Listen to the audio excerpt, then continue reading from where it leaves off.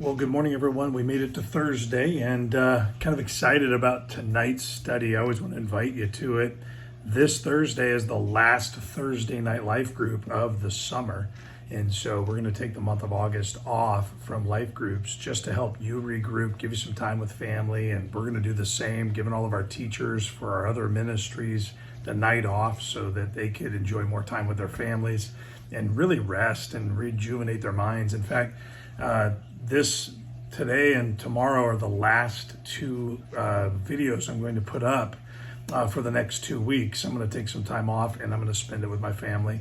It really helps me refresh so that I can give you quality videos for your devotional purposes. And so just know that today and tomorrow, those are the last two for a couple of weeks, and then I'll be right back at it again.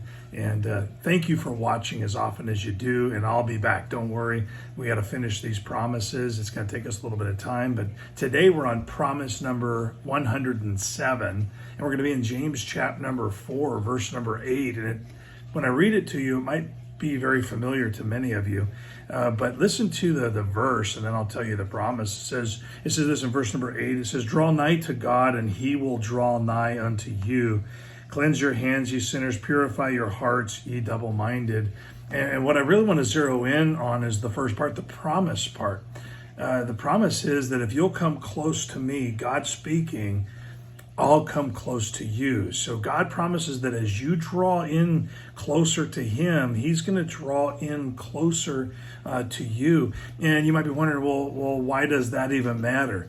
Well, it matters because our closeness to God, our nearness to God is where real blessings are found and where real safety is found. When we walk with God, he helps us make wise choices. When we walk with God, we get to see him using our lives to do different things. When we walk close to God, when difficult times come, we are in lockstep with him, and so we know that he's right there with us.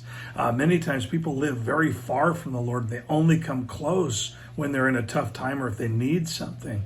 But God says you'll want to live in close relationship with me. Once you've experienced it, you won't want to live anywhere else. And so he says, draw in close. How do we draw in? Well, the second part of the verse says that we start looking at the things that come between us.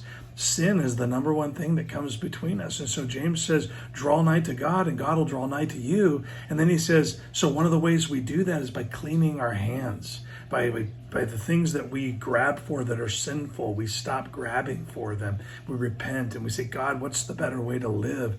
And then we purify our hearts, what's coming into our bodies, what's coming into our minds, and what we're dwelling on. We start to cleanse that. In fact, the Bible tells us that when we renew our minds, we're able to see better the will of God and be a better example of it. And so God promises that if you'll draw in, if you'll cleanse your hands, if you'll purify your hearts so that you're not trying to live a double life or be double-minded in the way you represent him, then he will draw in close to us. There's no place better than in close proximity to the Lord. And so be encouraged this morning to walk close to the Lord. Draw in close. Don't desire to live at a distance from God. And certainly don't say, well, I'm close enough, right? No, you're never close enough. He says, draw in real close. Let's make contact together. Let's be in close. I hope that helps. Have a great day.